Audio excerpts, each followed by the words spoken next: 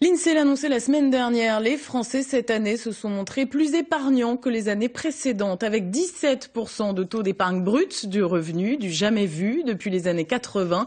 Le contexte économique explique ce besoin d'épargne, de refuge, mais attention, les produits et autres placements financiers ne présentent pas tous les mêmes garanties. Et pour en parler et tout savoir sur ces questions, nous recevons ce soir Nathalie Lemaire. Bonsoir. Bonsoir. Merci d'avoir accepté notre invitation. Vous êtes directrice des relations avec les épargnants à l'AMF. L'autorité des marchés financiers, c'est un mot qui ne doit pas faire peur parce que vous avez un rôle aussi de conseil auprès des particuliers notamment. Nous avons effectivement un rôle de protection de l'épargne et des épargnants. Et lorsque vous avez des économies à placer, vous devez vous poser un certain nombre de questions.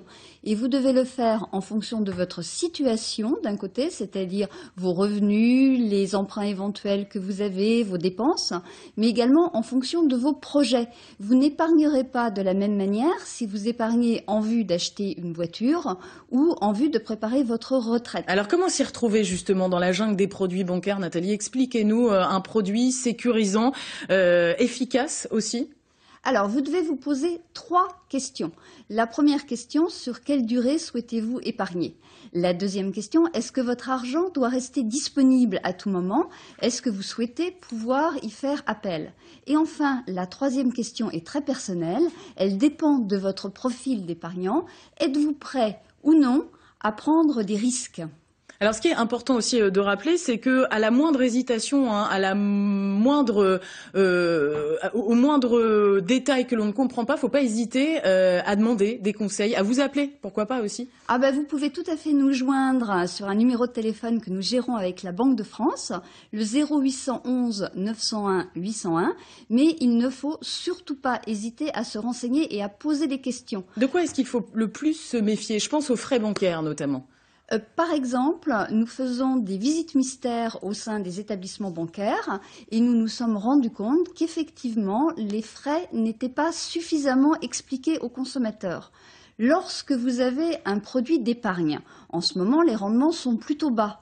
Si vous avez des frais récurrents qui vont tomber chaque année et qui vont attaquer une partie de votre rendement, vous voyez tout de suite que l'impact de 1% de frais par rapport à 3% de rendement peut être très très important. N'hésitez pas à questionner votre conseiller sur ce point. Ne vous arrêtez pas aux frais d'entrée. Les frais d'entrée, certes, sont importants. Vous pouvez peut-être les négocier, mais renseignez bien sur le rendement.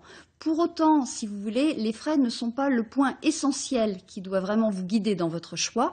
Regardez bien les notions de durée, de disponibilité et de niveau de risque. Et puis il faut être conscient justement de sa capacité à épargner aussi.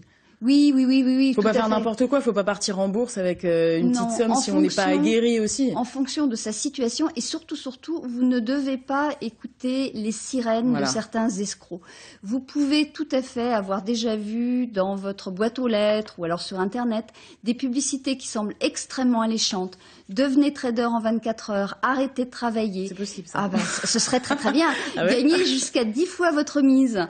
Et ces publicités cachent soit de véritables escroqueries, et auquel cas vous risquez fort de ne jamais revoir votre argent malheureusement, soit des produits extrêmement dangereux. Au poker, vous pouvez perdre votre chemise.